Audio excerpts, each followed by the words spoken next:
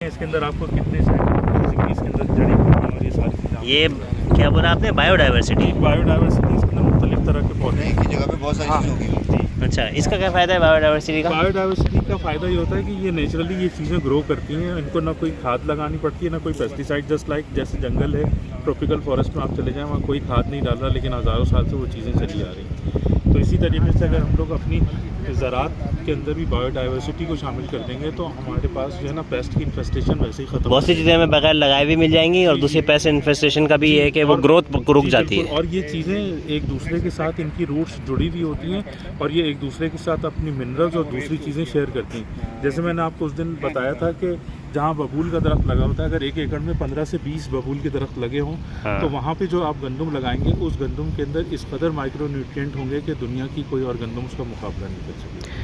हम लोग बायोडाइवर्सिटी को कैसे नुकसान पहुंचा रहे हैं? हम पूरी ज़मीन पे हल चला देते हैं, पूरी साफ़ कर देते हैं, मोनोकल्चर पे चले जाते हैं। इसलिए हमारी, क्योंकि हमारे अंदर हिर्स और लालच इतनी आ गई है कि अगर मैं गंदम लगा रहा हूँ तो मैं चाहता हूँ या गंदम के अलावा कोई और चीज़ होगी तो उससे मेरा नुकसान होगा। अच्छा। हालांकि अगर अल्लाह ने उसको उगाया है तो भाई किसी मकसद से उगाया है।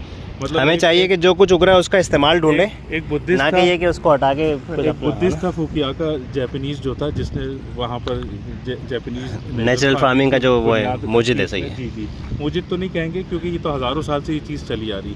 हमने कुछ नया नहीं अच्छा किया। अच्छा, ठीक है। हाँ, हमने सिर्फ पुरानी चीज़ों को डिस्कवर करने। सही है। तो वो उसने एक दफ़ा सवाल किया था किसी से, तुम्हारे ख्याल में क्या नेचर ने अगर किसी जगह घास का तिनका उगाया है तो वो बगैर किसी हिकमत के होगा?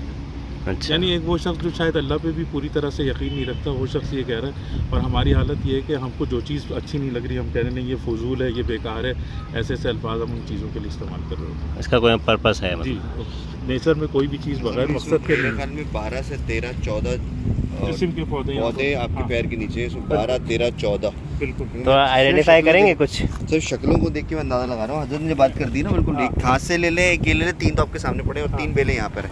हजरत के पैर के जो 3 बेलें बिल्कुल अलग है, ये बेलें बिल्कुल अलग है। ये किसी फल की फ्रूट की बेलें स्टार्ट ले रही, ये दोनों बेलें अलग है। कोई बीच गिराया ज़मीन की हिफाजत बता रही होती है, यहाँ क्या क्या चीज़ मौजूद है। और ये बता दी कि देखिए ज़मीन जरखेज़ है यहाँ पर। अच्छा, जैसे हम इंसान को देख के पहचान लेते हैं, सिंधी है, पंजाबी है, ये बलोची है, पहचानते हैं ना, तो इनकी ये भी शनाख्त दे रही होती है। मैं कहा कि हाँ। क्या है अंदर।